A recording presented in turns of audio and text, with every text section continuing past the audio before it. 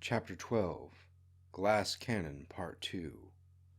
While preparing for the strike on the Glass Cannon's superweapon, Natalia used her 50 states and agents level clearance to unlock the cells of the Marines captured aboard the brig and distribute them weapons by overriding the materials distribution system.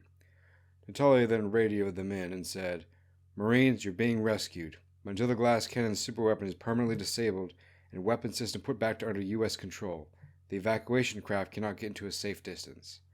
Therefore, Command has a new mission for you, Marines. Whoever is in charge of your forces needs to know half your forces will be permanently disabling the Glass Cannon's superweapon, and the other half will be taking on the bridge and take back General Emilio and Prince Darius and how many pieces they may be."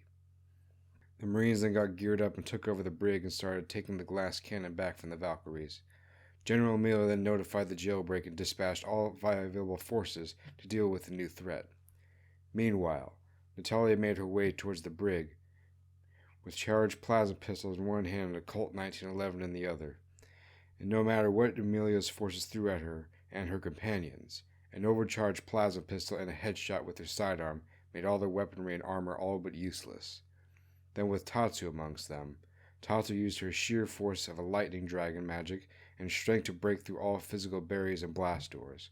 And once outside the bridge, Natalia held her ground waiting for the Marine support, and once Marine backup arrived, they busted through the door to the bridge, seizing control and killing the Valkyries in the process, knowing they would be too dangerous to be left alive.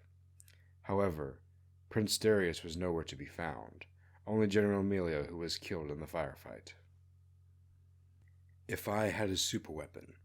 The commander of the squads that took over the bridge asked Natalia now that the bridge was under American control. "What now, ma'am?" Natalia then patched into the network and asked the commander of the battalion to send the superweapons corps.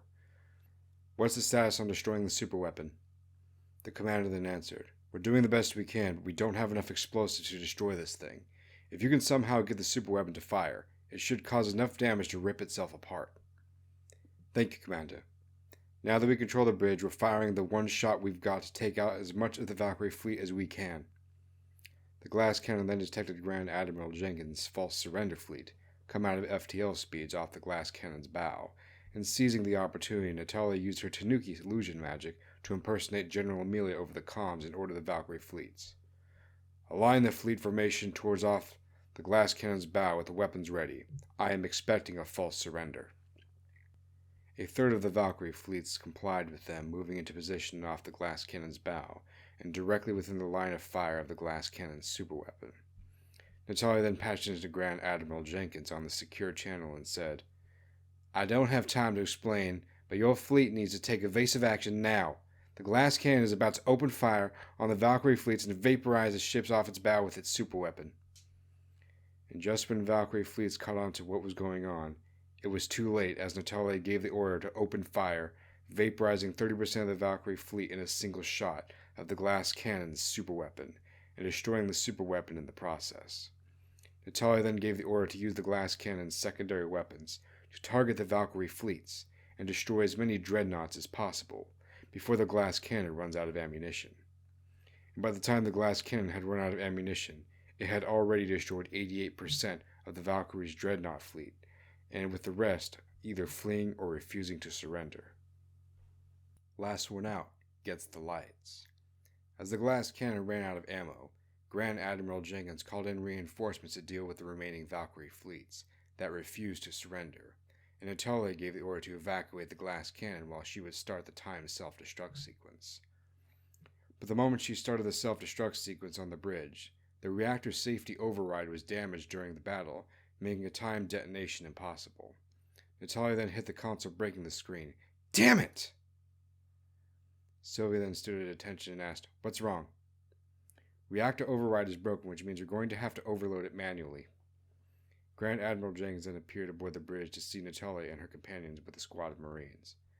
"That won't be necessary. Besides, Earth needs her heroes alive, not dead." "But Admiral, I don't want to hear it. Agent Nebraska, you've saved enough lives already, and now it's time you save the lives of your companions and yourself as well.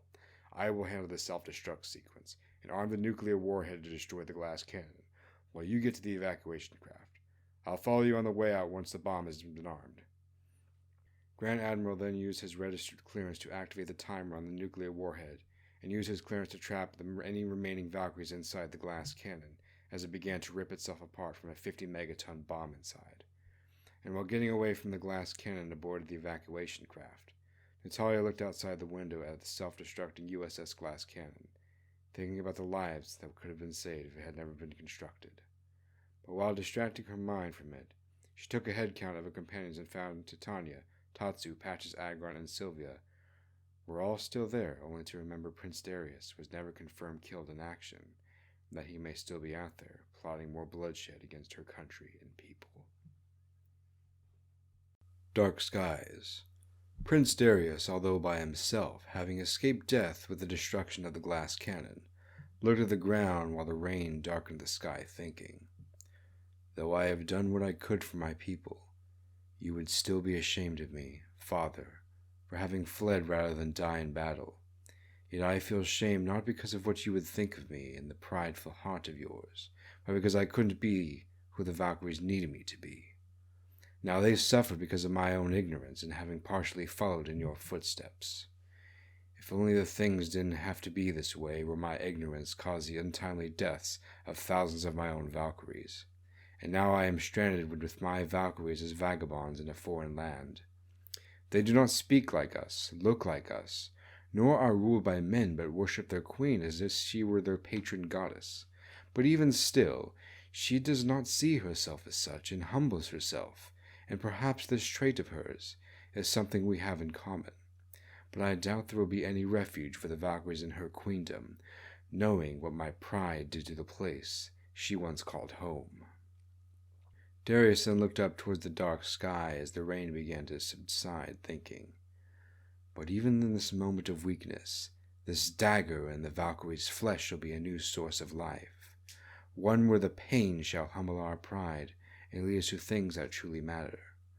For though I have thought this dagger in the Valkyrie's flesh was meant for our ill, it seems now a bitter medicine to cure the arrogance and ignorance our fathers had instilled in us, and for it, we are made better than they will ever be." Never forget. When Natalia finally returned to Earth, the military arrested her and her companions and put her on a military tribunal as an enemy combatant. But when the trial concluded, the judge gave his verdict. "For the destruction of high quantities of military equipment and uploading malware to turn Area 51's automated defense system against its commanding officers, I would have you sentenced to execution. But, in light of secret investigations of crimes against humanity taking place in Area 51, and the high likelihood of you trying to protect your asset by breaking her out of Area 51, and the base commander not knowing or not doing anything about it, your sentence will be commuted to demotion and removal from the 50 States and Agents program." However, when the press outside the courthouse heard the verdict, the crowd started yelling at the guards outside of the building and started spitting and burning American flags outside of protest. Some even threatened to break down the door and were tear-gassed. The event was then broadcasted live with hashtag #FreeNatalia being at the top of social media within an hour. And by that time it had come to President Jackson's office, and he immediately looked into the matter, and with a short decision later, he called Natalia and said, "Despite what the verdict said, you're being reinstated to your position. Report to Capitol Hill in 4 hours, because the public deserves to see the person who just saved the world." Natalia then packed her belongings and dressed in her dress uniform and made her way towards Capitol Hill, knowing the docked F-182 Night Stalker in her basement to get there as soon as possible, with Agron and Sylvia staying behind to take care of the house. Natalia then fluffed her tanuki tail and ears before going to the stage as President Jackson began to address the nation. "To my fellow Americans, today marks a great victory of liberty over the forces that would seek to destroy it, whether that be by land, sea, air, or space. But let us never forget the price of that liberty, that those that went into the howling dark and did not return. And in the words of Abraham Lincoln, let not their sacrifice be in vain. And as the war against the Valkyries continues, we understand that we will continue to fight until we achieve absolute victory." Following the address to the nation, President Jackson pulled Natalia aside in private, with 2 Dragonborn bodyguards trained in anti-Tanuki combat.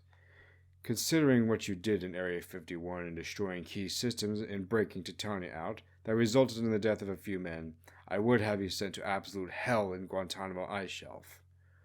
But upon discovery that the scientists were going to conduct experiments on Titania similar to the Nazis, and there had been a history of crimes against humanity on that base, and that the base commander kept secret, I will simply count the destruction of the base as collateral damage for saving her life, and the lives of so many others.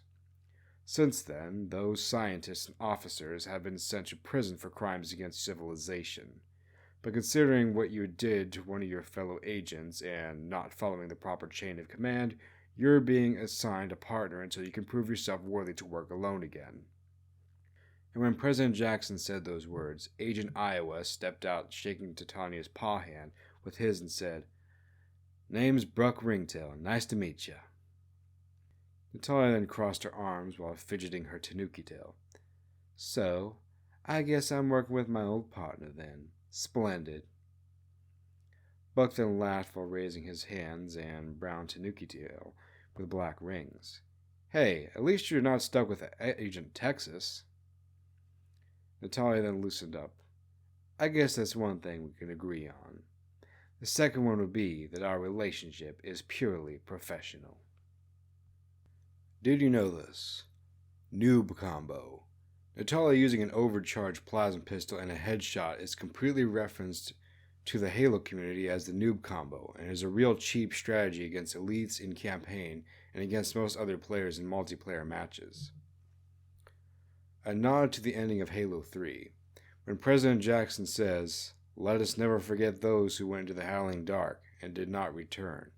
It was an allusion to an iconic speech at the end of Halo 3 during the epilogue.